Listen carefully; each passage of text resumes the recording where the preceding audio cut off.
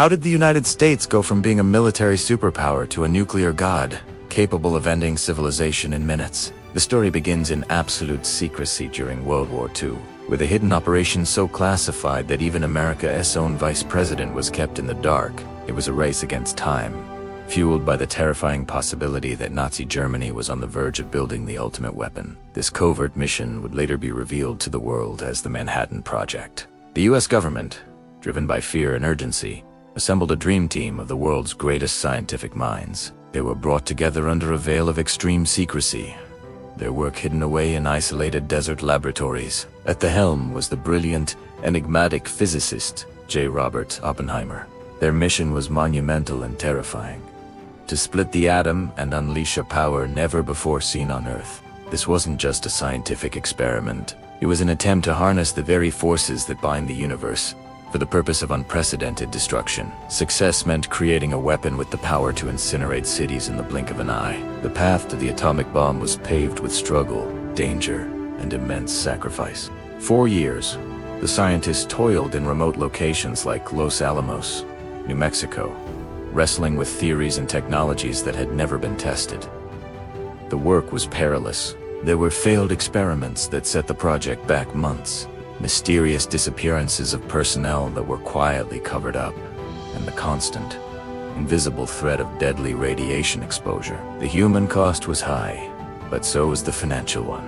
The project consumed billions of dollars, an astronomical sum for the time, all of it cleverly hidden from public budgets and congressional oversight. Then, on a pre-dawn morning, July 16, 1945, the years of secret labor culminated in a single, world-altering moment in the vast, empty expanse of the New Mexico desert. Under the codename Trinity, the world's first nuclear explosion was detonated.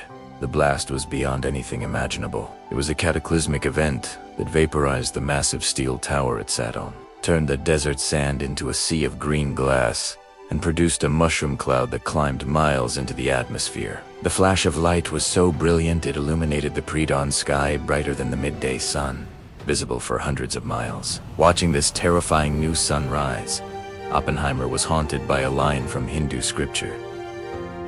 "Now I am become death, the destroyer of worlds." Understood perhaps better than anyone that humanity had just crossed a threshold from which there was no return. The atomic age had begun, but the Trinity test was only a dress rehearsal. The true horror of this new weapon was yet to be unleashed. Just weeks later, on August 6, 1945, a B-29 bomber named the Enola Gay flew over the Japanese city of Hiroshima. It carried a single bomb, nicknamed Little Boy. When it was dropped, the city below vanished in a blinding flash. In a matter of seconds, over 80,000 people were killed instantly.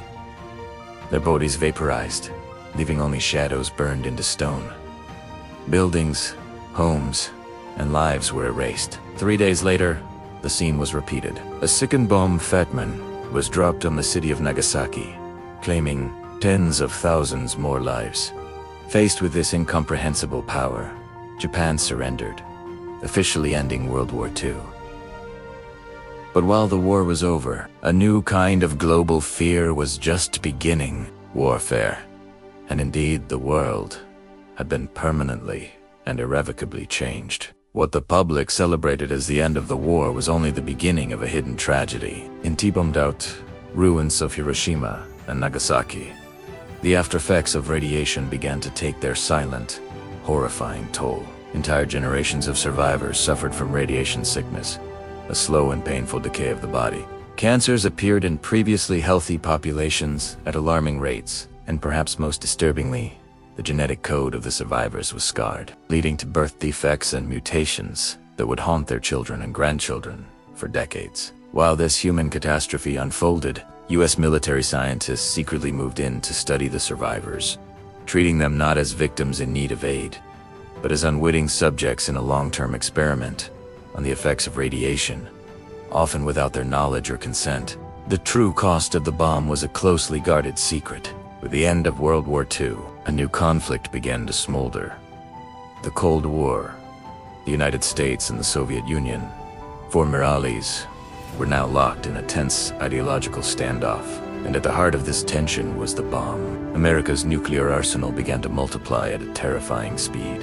Thousands of warheads, each many times more powerful than the one dropped on Hiroshima, were produced. They were hidden in underground silos, buried deep in the American heartland, carried silently beneath the waves in nuclear submarines, and kept on 24-hour alert aboard a fleet of long-range bombers, like the B-52. The world was now living under a nuclear shadow, a state of permanent tension where a single mistake, a radar signal, or a political miscalculation could trigger a global war that would end human civilization as we know it.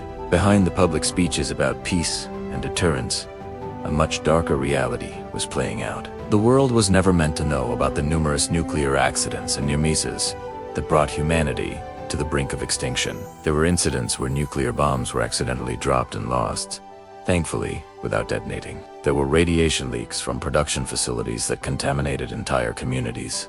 Most frighteningly, there were multiple instances where computer glitches or human error nearly triggered a full-scale nuclear launch, with operators having only minutes, sometimes seconds, to determine whether an incoming attack was real or a false alarm. Simultaneously, the US government conducted secret radiation experiments, not just on enemy populations, but on its own people.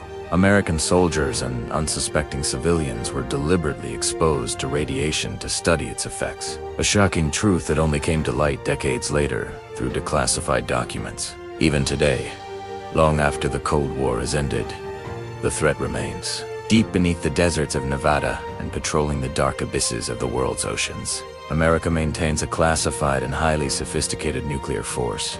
Its arsenal, guided by automated launch systems and satellite-triggered alert networks, is still capable of destroying the planet multiple times over within minutes. The entire strategy is built on a terrifying doctrine known as mutually assured destruction, or MAD. The logic is simple and brutal. If a nuclear war ever begins, the response will be so overwhelming and total that there will be no winners. There will only be ashes. It ensures that the first launch is also the last. Looking back, America's rise to nuclear power is not just a story of scientific triumph or military might. It is one of humanity's greatest moral nightmares. It's a complex and unsettling history where brilliance and fear, secrecy and ambition, and the quest for absolute power all collided. This collision forged the most dangerous weapons ever created, placing the fate of the entire world into the hands of a few. The story of the bomb is a permanent reminder of our capacity for both incredible genius and unimaginable destruction, a legacy we still live with every single day. Thanks for watching. If you found this journey into history compelling, don't forget to like, subscribe, and hit the notification bell for more deep dives into the stories that shaped our world.